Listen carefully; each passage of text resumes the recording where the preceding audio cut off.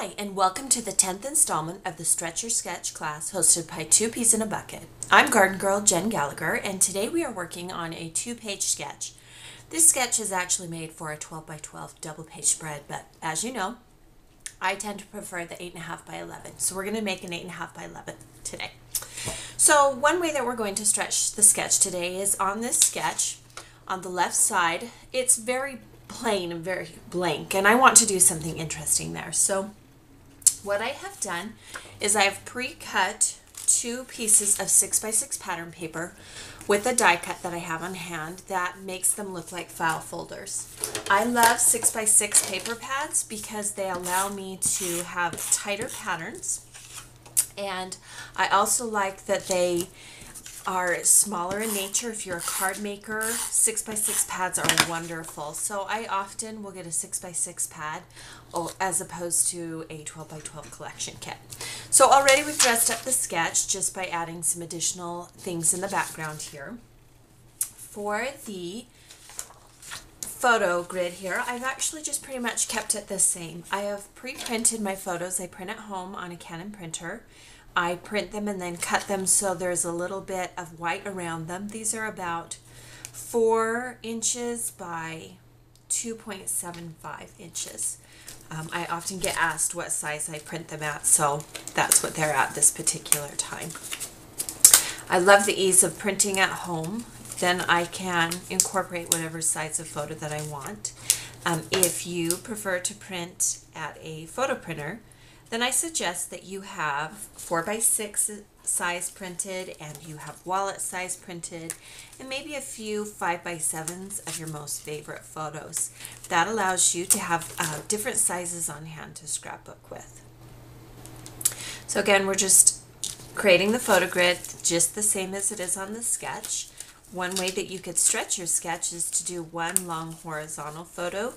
Again, this is where printing at home would come in handy. Just going to add these photos here.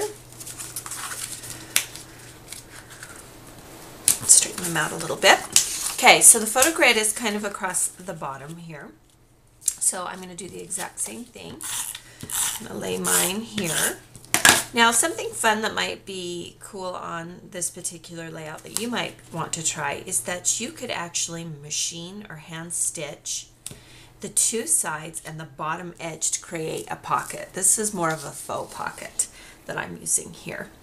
One other thing that I want to do, this is a journaling card cut from Bella Boulevard paper. Love journaling cards. I think that they're great for adding some dimension and interest to your page. But I'm actually not going to journal on these. I think that they're kind of a neat embellishment without having to do anything else to them. So let's move this down just a little bit. I want my tabs to still show. I move things around a lot. I do use a permanent adhesive, but because I move quickly, I can move things wherever I want. All right, so one of the things that I ask my guest designers to do is to incorporate some stickers into their project. One of the favorite stickers that I buy a lot of, and this is Nicole McGorrick's fault, I just love, love, love the idea of little tab stickers. So I stock up on the October afternoon ones. And then I just pick a few. Happiness and party are the 2 words that I've chosen. So here we're at, where we're at so far.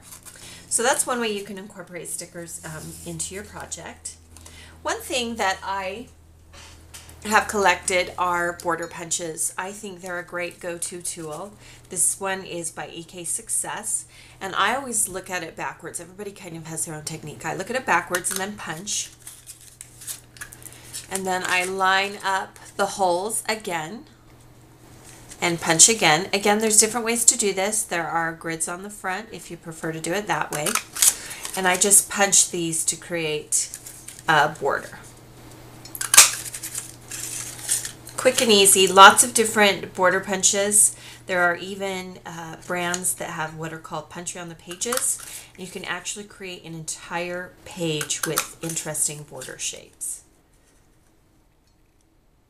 So again, just matching up. And with this particular notebook punch, I like to kind of mess it up with my fingers, just like you would a notebook paper, because that's the border punch style. When you rip out borders from your notebook paper, it's very rarely ever clean. So we're just going to tuck that into the bottom here. I think I have a thing for office supplies. This is a strip of pattern paper from the Bella Boulevard Sports collection. This is a layout about my son trying to play soccer and not really enjoying it as much as kind of we hoped he would. So there's the border there. Now in the sketch I have 3 banner stickers, letter stickers, and I'm actually going to do something a little bit different here. I want to show you something fun that you can do with pre-made things. These are 2 chipboard Pennant banners, and we are going to add them to our page, and I also want to add stick pins to them, and this is a great trick for using stick pins. This is an adhesive foam square, and you just put it on the back of the chipboard pieces, and because the foam square is quite thick, it allows you to push a stick pin right through the foam, and that's just one easy way to add the foam, or rather add the stick pins to your page. So let's go ahead and do one. So this is a little star stick pin from Little Yellow Bicycle, and I'm going to, just like I said, stick it right into the foam square on the back, which you can't see, but it holds the pin in place. This is great for when you are doing something that's not on paper. Like, it would be very hard for me to stick this pin right through the paper, but I can easily stick it through the foam. So there you have that. All right, so this is my title. It's a die cut title. I use my Silhouette. This is a Silhouette font that I use, and then I welded the letters together, which means it takes individual letters and glues them together in the software. And then this is a Martha Stewart glue pen. This is my go-to adhesive for these tiny things, and basically I paint or draw on the back of the die cut where I want the adhesive to go. Super quick and super easy. Just add that to the top of the page. So you can see I've created kind of a collage. On the bottom of the page, this is cut out from the Bella Boulevard paper, and we are going to cut the bottom edge. So as you can see, there's text on there, and we are going to line up my scissors with the text and cut. And then we will add this to the bottom of the page. I love circular elements. And this is a button that's been tied with black baker's twine, and we will add that to the page. All right, so there's our first page. You can see the sketch, quite plain, 3 photos with some banner stickers for the title, and I really switched it up here.